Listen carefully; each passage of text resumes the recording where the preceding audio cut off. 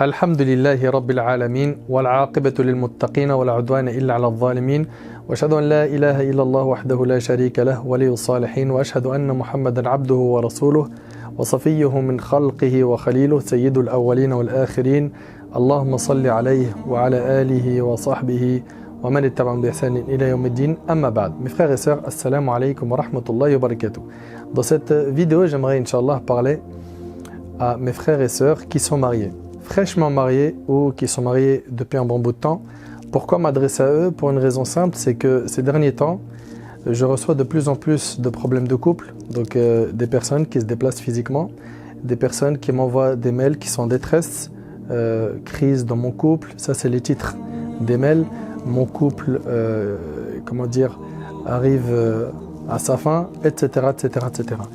Donc comment faire pour que ton couple, mon frère ainsi que toi, ma soeur, tienne le coup et dure dans le temps?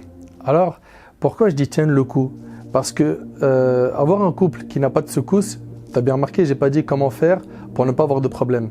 C'est comment faire pour tenir quand il y a des problèmes. C'est là en fait, on va essayer, Inch'Allah, d'apporter des modestes conseils. Avant, Inch'Allah, de rentrer dans le vif du sujet, sachez qu'Allah Tabarak wa Ta'ala dit وَمِنْ آيَاتِهِ أَنْ خَلَقَ لَكُم مِّنْ أَنفُسِكُمْ أَزْوَاجًا. Allah Tabarak wa Ta'ala dit dans le Coran, et parmi ces signes, il a créé pour vous, écoutez bien, de vous, des épouses. Pourquoi? Pour que vous viviez en tranquillité. Le mariage, normalement, il est censé être repos et tranquillité, stabilité. Normalement, quand tu te maries, tu es apaisé intérieurement. Tu te sens bien. Quand tu rentres chez toi, dès que tu ouvres la porte de la maison et que tu te retrouves en couple, donc toi, ma soeur, qui te retrouve avec ton mari, ou toi, mon frère, qui te retrouve avec ta femme, normalement, tu es censé savourer les meilleurs moments de ta journée. C'est-à-dire que tu as passé un moment où tu as travaillé, tu as passé un moment où tu as eu peut-être des soucis dans ton travail, ou des soucis de santé, ou des soucis de famille, etc. Mais normalement, dès que tu rentres chez toi, tu arrives enfin au repos, au réconfort, à la stabilité. Et c'est un moment de bonheur pour toi. Mais pour cela, il faut que tu comprennes deux points, mon frère, ainsi que toi, ma soeur. La première des choses, surtout pour les fraîchement mariés, ceux qui viennent de se marier et que ça fait quoi, 1 mois, 2 mois, 3 mois, même 1 an. Il y en a, je les vois, au bout d'1 an, ils craquent, ils me disent « j'en peux plus, je craque, j'ai trop de problèmes ». Mais tu es encore dans tes débuts. 1 an, c'est justement à peu près ce qu'il te faut pour stabiliser ton couple. Donc si pendant cette première année, tu as eu des secousses, sache que c'est normal. Sache que c'est normal. Si ça dure un peu plus qu'1 an, sache que ça fait partie de la vie d'avoir des épreuves. Après, bien sûr, il y a épreuve et épreuve. Il y a problème et problème. Quelqu'un, par exemple, qui a des secousses dans son couple, juste parce que de temps en temps à la maison, elle n'est pas bien rangée, etc. Et quelqu'un qui a des problèmes dans son couple, parce que sa femme a abandonné le dîn ou l'inverse, c'est le mari qui a complètement abandonné le dîn, là on est bien d'accord. Là on est bien d'accord, tout en sachant que même dans le premier point que j'ai évoqué, quand j'ai dit la maison n'est pas bien rangée, ça c'est pas une tâche qui appartient 100% à la femme. Le prophète alayhi salam, chez lui, il donnait un coup de main dans les tâches ménagères et plus que cela, il ne se faisait pas servir. C'est-à-dire quand il avait besoin de quelque chose, il ne demandait pas à quelqu'un de le lui apporter. Il ne se faisait pas servir alayhi salatu salam.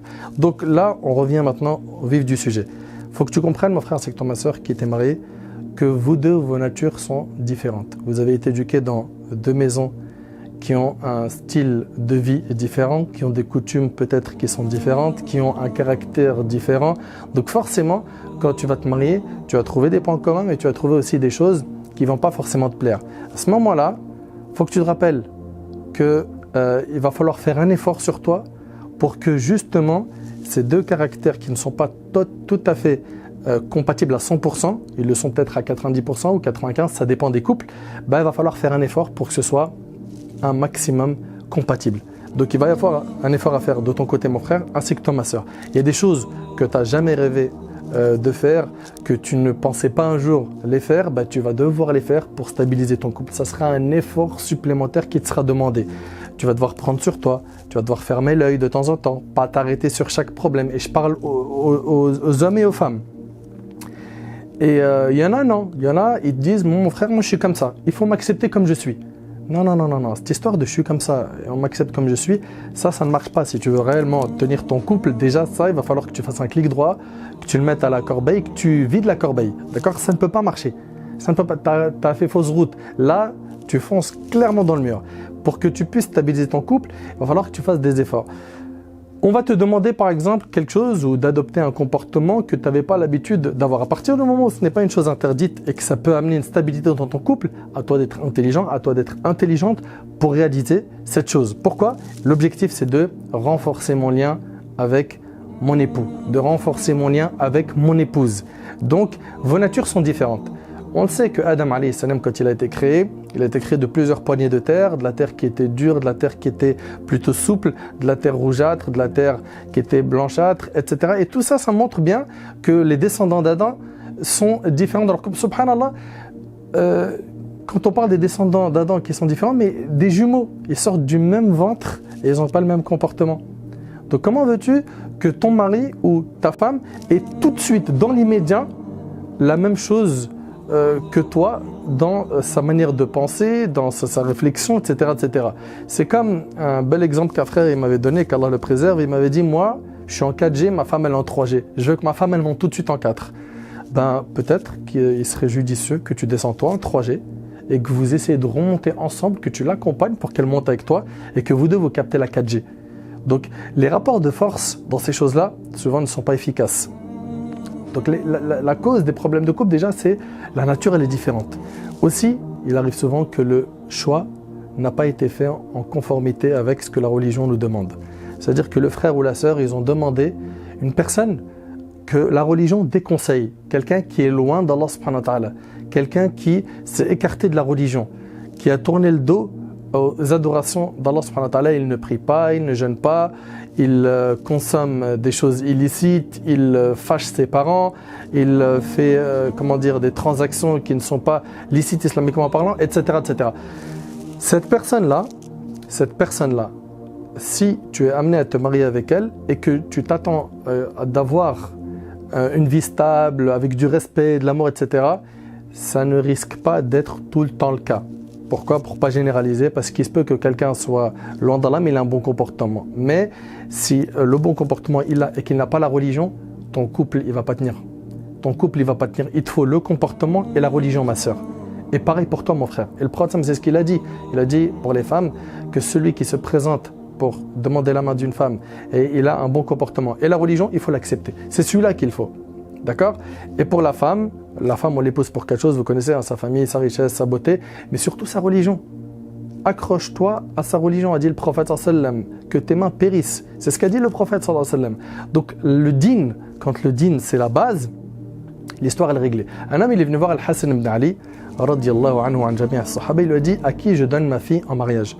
Et il lui a dit à un homme qui craint Allah, car si il craint Allah, écoutez attentivement, il la traitera dignement, avec respect. Et si il ne l'aime plus, il ne la traitera pas indignement. Il ne la lésera pas. Et aujourd'hui, le problème, c'est qu'il y en a certains, quand ils sont dans des conflits, ils franchissent des lignes rouges. C'est-à-dire qu'ils vont mal se comporter avec leur femme ou avec leur épouse. Et parmi les critères, les caractéristiques des hypocrites, comme dans le hadith d'Abdullah ibn Amr ibn al-As, qui est rapporté par Bukhari et Muslim, le prophète, alayhi salatu wassalam, il décrit les caractéristiques des hypocrites. Il dit 4 choses. Celui qui les possède est un hypocrite, écoutez bien, bon, quand il parle, il ment, il ne tient pas sa promesse, etc. Mais surtout quand il est en litige, il ne respecte plus il ne respecte plus les gens au point où il transgresse justice et morale. Ça devient quelqu'un d'injuste, ça devient quelqu'un qui est grossier. Et ça fait partie des caractéristiques des hypocrites. C'est-à-dire, dès qu'il va se fâcher, tu peux te mettre en colère, d'accord? Tu es humain. Mais ce qu'il ne faut pas faire, c'est de manifester du négatif, un comportement qui n'est pas islamique quand tu es en colère. C'est ça le problème. Tu peux, ma sœur, te fâcher pour un mauvais comportement ou quelque chose que tu considères comme un coup bas. Mais par contre, ce que tu n'as pas le droit de faire, c'est de dépasser les limites de la religion et d'en arriver à pourrir ton couple, pourrir tes relations familiales, enterrer ton couple de tes propres mains. Et ça, malheureusement, beaucoup de frères et de sœurs le font.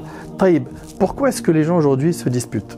On a dit nature différente et c'est pas pris en compte. On a dit ils font pas attention à prendre comme époux ou comme épouse celui et celle que la religion a recommandé. De même, le manque de clarté avant de passer à l'acte du mariage. C'est-à-dire qu'avant de se marier, ils n'ont pas parlé des points les plus importants. Ils n'ont pas parlé des rapports de famille, c'est-à-dire que est-ce qu'ils sont trop famille ou non. Parce que ça aussi, une femme qui se marie et qui est 7 sur 7 chez sa mère, quand est-ce qu'elle s'occupe de son couple? Un homme qui se marie et qui est toute la soirée avec ses potes dans des cafés ou même à la mosquée, du matin au soir, il est actif dans la da'wah, mashallah, c'est très bien. Quand est-ce que tu es avec ta femme? D'accord? Donc ça se règle avant le mariage. Aussi, la gestion de l'argent, aussi les sorties, le travail, la relation avec le sexe opposé, trop ouvert, trop fermé, c'est des choses généralement ils ne l'abordent pas avant le mariage et après la surprise. Il n'y a pas très longtemps, j'ai reçu un email où ils n'ont pas parlé de se marier à la mairie. Et se marier à la mairie, ça, il ne faut même pas jouer avec. Il faut impérativement, vous mes sœurs, que vous demandiez aux hommes de se marier à la mairie avec vous. Ça préservera vos droits et de cette manière-là, vous serez tranquille. J'ai reçu des mails où on me demande d'appeler en urgence. J'appelle, oui, je me suis marié avec un homme. Et puis, après quelques jours de mariage, ce frère en question m'a mis dehors. J'ai demandé à mon père d'aller récupérer mes biens, mes droits, mon or, ma dot, mon argent, mes vêtements. Et il a dit à mon père, si tu rentres chez moi, je vais te frapper. Je lui ai dit, ma soeur, est-ce que vous êtes mariée à la mairie? Elle m'a dit non. Donc vous voyez, elle ne peut même pas récupérer ses droits. Vous allez me dire, oui, mais la mairie, mon frère, à l'époque, il n'y avait pas chez les compagnons, effectivement. Mais à l'époque, on n'avait pas aussi toutes ces personnes qui transgressaient autant les lois d'Allah subhanahu wa ta'ala dans nos rangs. Il y avait des gens quand même qui avaient un peu d'honnêteté, voire même beaucoup d'honnêteté, à savoir Sahaba radiyallahu anhum, mais ceux qui les ont suivis par la suite. Donc, le manque de clarté, le fait qu'on ne parle pas de tout, on cache un grand défaut, on cache une maladie qui peut bloquer mon couple, je la cache. Sois clair avant de te marier. Sois clair. Le manque de clarté amène énormément de séisme. Maintenant, dans le concret, comment faire une fois que je suis dans un problème pour gérer mon problème de couple? Premièrement, c'est de faire des doigts. Invoque Allah subhanahu wa ta'ala, c'est lui qui détient les cœurs, c'est lui qui dissipe les soucis. Invoque-le, ouvre ton cœur pendant les prosternations et parle avec Allah subhanahu wa ta'ala. Plains-toi Allah. Comme Yaqub alayhi salam, il a dit Innama ashku bathi wa huzni ila Allah. Je me plains de mon chagrin, de ma tristesse. À qui? À Allah. Plains-toi Allah. D'accord? Remets ton affaire entre les mains d'Allah. Au lieu d'avoir comme premier réflexe, je vais appeler quel ami, donc ça c'est les frères entre eux et les sœurs entre elles, pour qu'ils ou elles me conseillent. Ça c'est première étape, les doigts. Deuxièmement, reste musulman au moment de la dispute. Pas d'insulte, pas d'humiliation, pas de rabaissement, pas de coups. On entend des femmes frapper des hommes, ça arrive rarement. Et l'inverse, etc. On ne rentre pas dans tout cela. N'oubliez pas que parmi les caractères de l'hypocrite, c'est quand il est en litige, il transgresse toutes les limites. Il en arrive à être injustice et à être quelqu'un qui a un mauvais comportement. Donc, on a dit dua, on a dit de garder le comportement du musulman. 3, si jamais, mon frère ainsi que toi, ma soeur, il y a une dispute, Allah barik fik, pas devant la famille, pas devant les enfants. D'accord? Ça, c'est important. Et aussi, puisqu'on parle de famille, mon conseil, c'est que vous n'en parliez pas avec vos familles. Pourquoi? Parce que toi, mon frère, qui va en parler avec ta mère ou à ton père ou à ton frère ou quelqu'un de ta famille, surtout les parents, toi, ma soeur, pareil, vous allez faire naître des points noirs dans le cœur de vos familles concernant votre épouse ou votre époux. Et puis quand vous allez vous réconcilier, ces points noirs, ils vont rester dans le cœur de vos familles. Après, quand vous allez vous redisputer et que vous en aurez parlé, ça sera de nouveaux points noirs. Jusqu'à ce que vos parents vont vous dire stop, c'est bon, divorce, ça ne sert plus à rien. Okay? Alors que ce problème-là, voilà, sur le coup, c'est un petit peu chaud, c'est électrique, mais avec le temps, vous arrivez à vous réconcilier. Un point aussi qui est très important, n'oubliez pas qu'Iblis, parmi ses plus grandes missions, c'est de vous faire divorcer.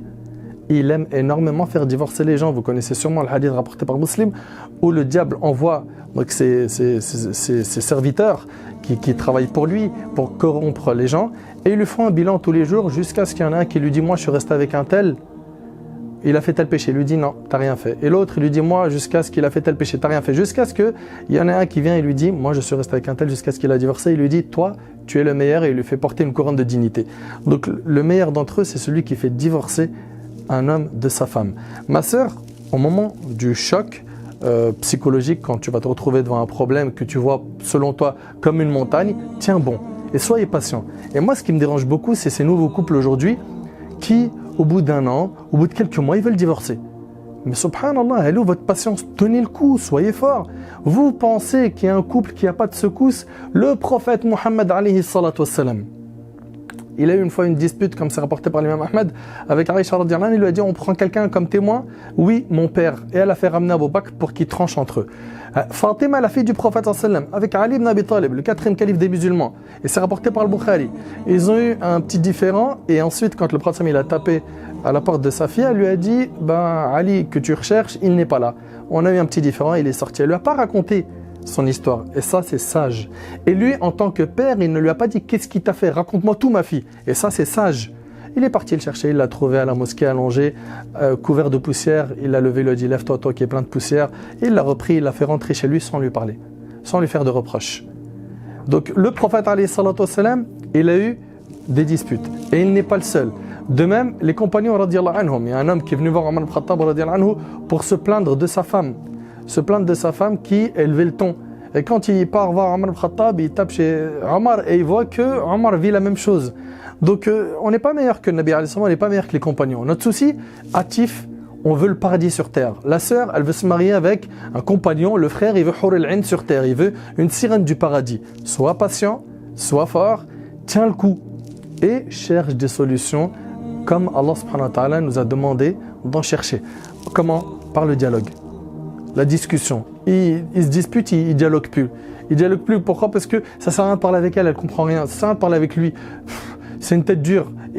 Ça sert à rien.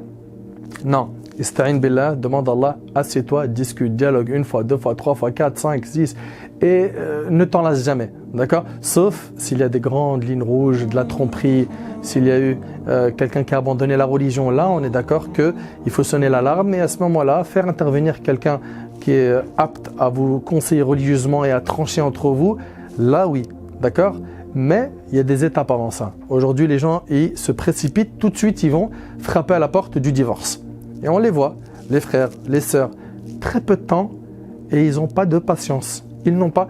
Moi, je suis même parti une fois, j'ai conseillé plusieurs personnes et je leur ai dit, mais vous divorcez aujourd'hui. Vous pensez que si vous vous remariez, vous n'allez pas avoir de problème de couple? C'est-à-dire, est-ce que vous pensez que si aujourd'hui vous mettez fin à cette relation, vous avez des enfants ou vous n'en avez pas? Peu importe. Est-ce que vous pensez que si vous vous remariez, vous n'allez plus jamais avoir de problème de couple? Mais c'est pas possible. C'est pas possible. Vous allez en avoir de temps en temps. L'intelligent parmi nous, c'est celui qui règle ça rapidement et dans le calme. Dans le calme, d'accord? Craque pas, tu vas en avoir des problèmes. Ça fait partie du classique. Tout le monde quasiment a des problèmes de couple, d'accord?